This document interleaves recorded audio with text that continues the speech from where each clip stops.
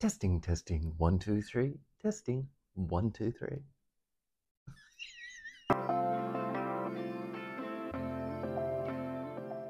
Selamat datang ke channel Masak-Masak dengan Nick, di mana gue udah gak masak-masak lagi, tapi mau cerita ke kalian kalau udah pindah ke Australia, kenyataannya kayak gimana. Sebelum kita lanjut, jangan lupa like, jangan lupa komen, jangan lupa share dan subscribe, supaya ujung-ujungnya gue bisa dapat gold play button juga, dan bisa cuan dari YouTube, karena dari dulu kagak.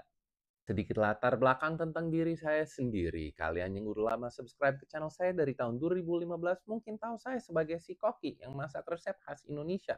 Memang itu saya. Akan tetapi secara pendidikan itu saya S1-nya di Pendidikan dan Politik Indonesia dan juga Asia Tenggara. Habis itu saya S2 Hubungan Masyarakat. Terus habis itu lanjut belajar hukum migrasi. Jadi memang salah satu keahlian saya merupakan caranya apply buat visa untuk datang ke Australia dan bekerja. Iya, ini bukan gue lagi sotoy ya, emang paham. Karena ya, udah qualified.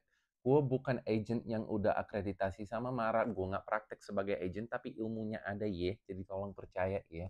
Pertama-tama kita harus lihat dulu ada pilihan visa apa aja jika kalian mau datang ke Australia. Kebanyakan orang mikir jalur yang paling cepat itu ambil visa turis, terus habis suruh di sini selama beberapa bulan apply buat visa mahasiswa atau visa kerja. Sekarang udah nggak boleh kayak gitu. Bentar lagi aku bakal jelasin. Jadi kalau emang tujuannya cuma buat jalan-jalan doang, bisa apply buat turis visa, harganya sekitaran 2 juta, harus kasih bukti keuangan dari bank kalian yang kurang lebih 3 bulan punya lah. Habis itu juga harus ada sekitar 30 juta di rekeningnya dan ya apalagi ya. Pokoknya syaratnya lumayan banyak dan ya gampang-gampang susah. Kalau belum pernah ke luar negeri sebelumnya, belum pernah ke negara lain, untuk mendapatkan visa turis itu agak sedikit susah. Tapi masih bisa didapatkan. Apakah boleh kerja di Australia kalau lagi pegang visa turis? Gak boleh. Kalau ketahuan kerja bakal dipulangin dan gak bakal dikasih masuk ke Australia selama 5 tahun ke depan. Gitu. Oke? Jangan. Aku pernah dengar ada banyak orang Indonesia yang pakai visa turis di Australia untuk kerja, terus mereka pulang gitu. Kalau ketahuan itu parah banget, mereka bisa dihukum dengan hukuman yang cukup berat. Jadi rekomendasiku, dan emang itu ilegal, jangan kayak gitu, ambil aja jalur yang paling legal. Kalau misalnya kalian udah pernah S1, kalian bisa apply buat WHV. Pasti ada dari kalian yang pernah dengar tentang WHV. Itu Working Holiday Visa. Nah, Working Holiday Visa itu khusus buat orang yang mau datang ke Australia, jalan-jalan sambil kerja. Itu nggak ada batas jam kerjanya selama lagi di sini. Jadi bisa kerja di mana aja. Akan tetapi, itu durasinya hanya 1 tahun saja. Jadi hanya boleh datang ke Australia selama 12 bulan saja. Kalau ingin diperpanjang, kalian bisa ke daerah pedalaman gitu, kalian bisa ke penjagalan sapi, kalian bisa ke perkebunan stroberi, blueberry, apa kek, bisa petik buah gitu selama 3 bulan. Pokoknya ada daftar kode pos gitu, kalian harus keluar dari kota besar dan kasih kayak intinya supaya bisa bantuin semua petani yang memang ada kekurangan tenaga kerja di daerah mereka gitu loh. Jadi tujuannya kayak gitu. Duitnya oke nggak? Ya duitnya lumayan, tapi itu buat nanti. Nanti belum sampai. Habis itu kalau mau dapat work visa itu biasa kita harus ada keterampilan khusus. Gak bisa sembarangan datang ke Australia terus bilang, oh aku mau apply buat kerjaan ini.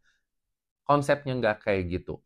Kalau ada work visa, kita ada yang namanya skilled list.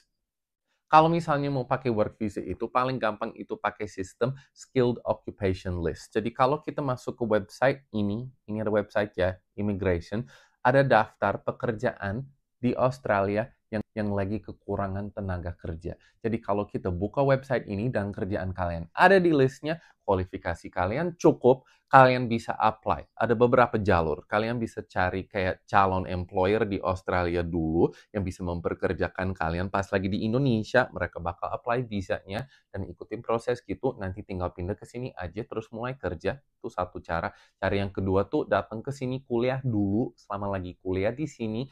Habis itu kalian bisa ambil beberapa step cari pengalaman yang seperlunya untuk pekerjaan tersebut dan lewat cara itu kalian bisa diperkerjakan orang sini, PT sini, terus bisa dapat visa buat tinggal di sini secara permanen. Itu cara yang kedua. Jadi antara kalian yang lagi di Indonesia yang ada pekerjaan yang lagi dibutuhkan di Australia, itu apply-nya dari Indonesia atau buat yang udah di sini bisa pakai skilled visa. Ini listnya, kalian bisa baca-baca sendiri atau ngomong sama agent secara langsung. Ini aku cuma mau jelasin secara garis besar, sebenarnya kalau mau pindah ke Aussie ada pilihan apa aja. Dan pilihan terakhir, kalian bisa datang ke sini dan pakai visa pelajar. Itu bisa dari lulus SMA, bisa kuliah di college, bisa ambil sertifikat 2, 3 diploma, belajar bahasa Inggris. Pokoknya ada beberapa pilihan di mana kalian bisa datang ke Australia dan belajar. Kalau tujuan kalian tuh untuk datang ke Australia supaya bisa bekerja di sini, kalian cuman boleh kerja selama 24 jam per minggu selama lagi belajar. Jadi jangan mikir kalian bisa apply buat student visa, datang ke sini terus kerja habis-habisan. Konsepnya nggak kayak gitu. Ada batas kerjanya. Mungkin kalian ada dengar dari teman-teman kalian kalau ada yang kayak, ah itu mah cuma syaratnya doang, habis itu sebenarnya teman gue kerja 40 jam kok. Kalau ketahuan lu bakal dipulangin, kalian bakal didenda, dan ya itu ilegal. Tolong kayak jangan bangga kalau kalian ada temen yang lagi kerja ilegal, ya jangan. Tapi ya maksimum 48 jam kerja per 2 minggu, yaitu 24 jam per minggu. Untuk semua visa yang baru aku bahas, kalian harus ingat ada syarat seperti ada kayak dana minimum yang harus ada di rekening, kalian harus bayar kuliahnya sesering apa, um, kualifikasi yang diperlukan buat pindah ke sini, pengalaman kerja ada nggak, bahasa Inggris wajib, pasti harus IELTS, TOEFL, atau ada yang satu lagi yang di komputer yang aku lupa, tapi ada satu lagi. Ya, tolong ingat syaratnya. Ini nggak kayak kalian tinggal apply online terus mau langsung kerja gitu. Prosesnya lumayan panjang. Bisa, banyak banget orang Indonesia di sini. Sekarang di Sydney tuh kurang lebih 11% dari penduduk pusat kota Sydney tuh berasal dari Indonesia. Jadi orang Indonesia di sini banyak banget dan emang ada caranya. Cuman jangan mikir gampang, emang harus rajin dan lain-lain. Jadi itu udah part one, itu caranya bisa pindah ke Aussie. Itu visa-visa, itu pilihan buat kalian. Kalau misalnya dari tadi ada pertanyaan, misalnya kalian mau tahu kayak, oh kalau kerjaan ini boleh nggak apply buat ini? Kalau kerjaan kayak gini boleh nggak kayak gini? Aku bakal jawab